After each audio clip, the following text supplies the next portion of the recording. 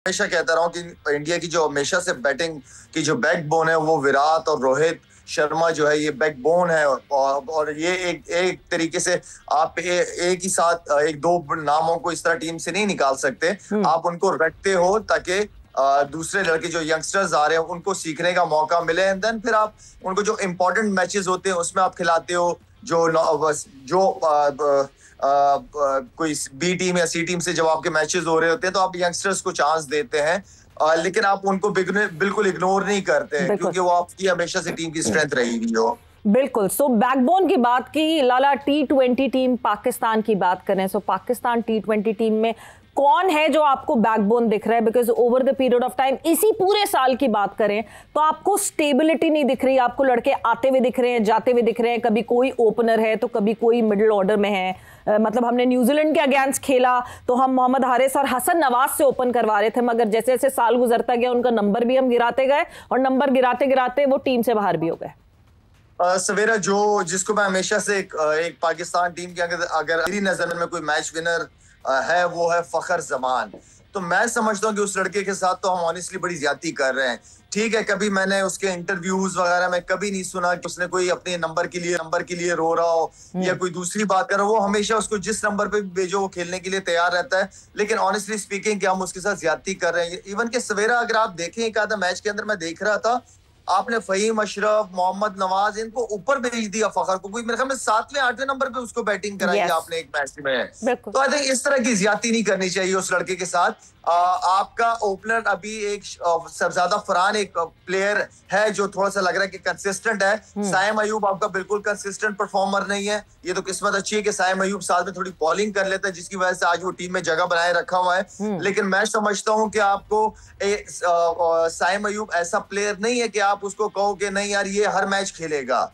आप वहां पे फखर को यूज कर सकते हैं। आप साइम को बिठा के आपके फखर को यूज करना चाहिए। उस लड़के के साथ ज्यादती नहीं करनी चाहिए। उसकी जितनी भी क्रिकेट बाकी है फखर की उसको यूटिलाइज करना चाहिए पाकिस्तान को। ठीक है, हमने बहुत सारे एक्सपेरिमेंट किए। क्या नाम है उसका, हसन नवाज को हम एज अ ओपनर लेके आए।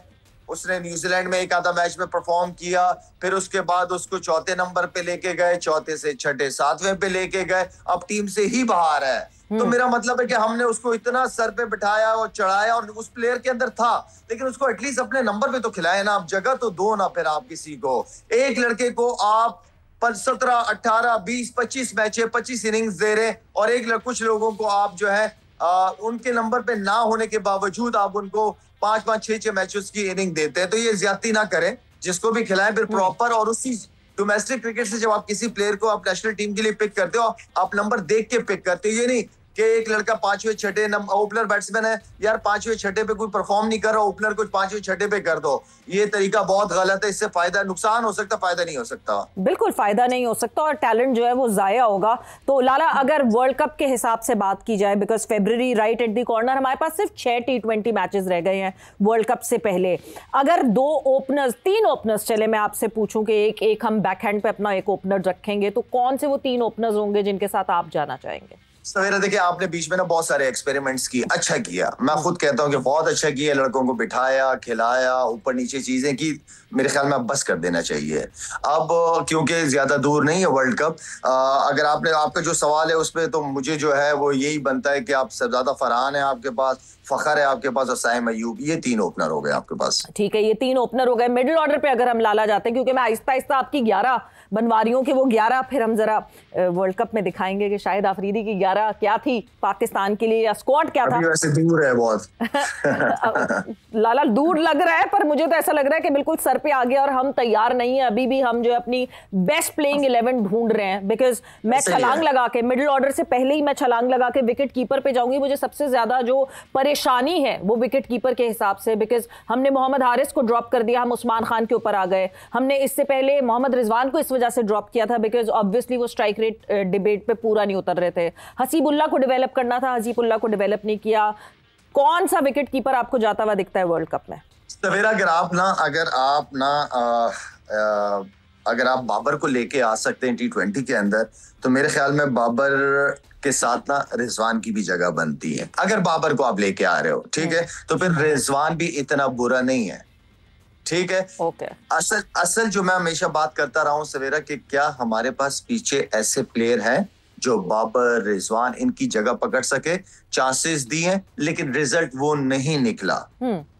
तो मगर रिजल्ट वो फिर तो going back to the square one है ना लाला, जो इतनी पूरा एक साल गुजारते हुए जो हमने चेंजेस की T20 की कि इनको पुराने वालों को निकालें, नए वालों को लेकर आए, स्ट्राइक रेट हमें तेज करना है, स्ट्राइक रेट हमें मॉडर्न डे क्रिकेट खेलनी है, फिर तो ICC इवेंट आते ही हम बिल्कुल ऐसे ही है कि वापस ग्राउंड जीरो पे जा रहे हैं। सवेरा आप इस बात से भी देख लो कि क्योंकि साहबजादा क्या नाम है इसका कप्तान का, सलमान अली आगा को मैं खुद पर्सनली भी उससे बात करता हूँ, उसको मोटिवेट भी करता हूँ, और चाहे जो भी सिचुएशन हो, मेरी हर लड़की से तकरीबन बात होती है, मुश्किल वक्त में उनके साथ खड़ा रहता हूँ मैं। अगर देखा जाए तो क्योंकि ये भी नीचे बैटिंग कर रहा था आगा सलमान, तो मैंने आगा को ये एक ही बात की थी, आगा कि अगर आप कप्तान हो और इतने नीचे पे खेल रहे हो तो फिर तो आपकी जगह ही नहीं बनती। अगर आपने खेलना है तो अपने आप को एज अ कैप्टन लीड करो और आगे खेलो। चौथे नंबर की पोजीशन बहुत इंपॉर्टेंट पोजीशन है। आप सर्कल भी जाता है, आपको 8 रन 7 रन बीच में 9 रन, ये इस तरह करके आपने रन रेट को लेके चलना पड़ता है आपको। तो उसके लिए उसको अपने गेम को थोड़ा और पॉलिश भी करना पड़ेगा, उसको और शॉट्स डेवलप करने पड़ेंगे वर्ल्ड कप से पहले।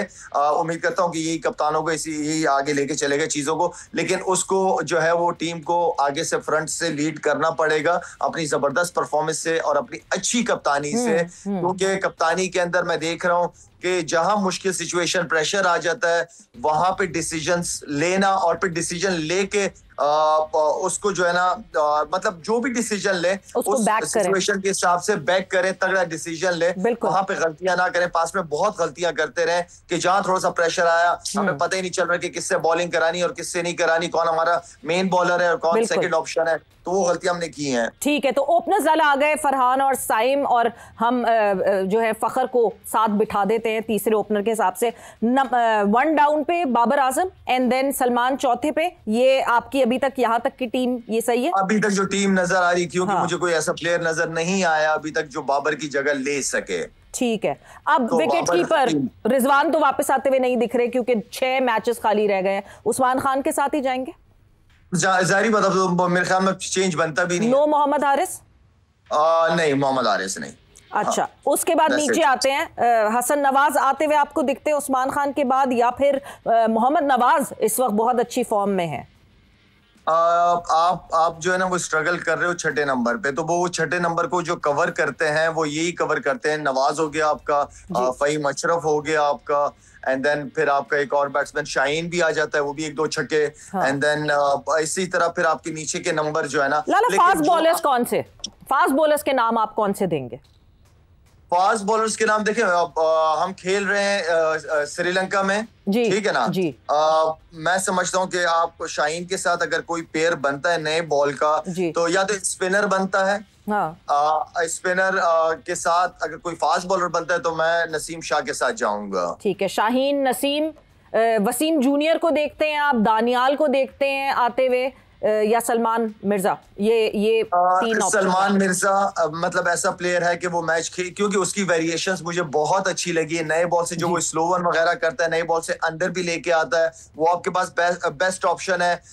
इसके अलावा क्योंकि श्रीलंका रिवर्स स्विंग आपको मिलता है, वहां पे वसीम बहुत अच्छी बॉलिंग कर सकता है, वसीम जूनियर। अब हारिस रऊफ का मुझे नहीं पता कि वो कहाँ स्टैंड करता है, लेकिन ये वो बॉलर्स हैं कि इनमें टाई हो सकती है कि इनमें से कौन जाएगा। So Shaheen, Naseem, Wasim junior and Salman Mirza is your take for the 4 fast bowlers? बिल्कुल। और अबरार और Sufiyan Muqeem for the spinners? मैं अबरार तो खैर अच्छा कर ही रहा है, लेकिन एक आप क्योंकि आपके पास नवाज भी है, आपके पास आपका वो छोटा है, क्या नाम है, साइम है, साइम अयूब है आपके साथ, सलमान अली आगा है, सलमान अली आगा भी है। लेकिन ये मुकीम जो है ना, मैं समझता हूं कि ये लड़का एशियन पिचेस के ऊपर आपको इजी नहीं होगा इसको खेलना। तो मेरे ख्याल में अच्छा एनर्जेटिक है, परफॉर्म किए जा रहा है, ज्यादा कम उसको चांसेस नहीं मिले जितने औरों प्लेयरों को चांसेस आपने दिए, इस तरह इस सुफियान को चांस नहीं मिला पाकिस्तान टीम से। सो लाला लेके आते तो फिर चांस दिया करो, बुरा वरना लाओ नहीं।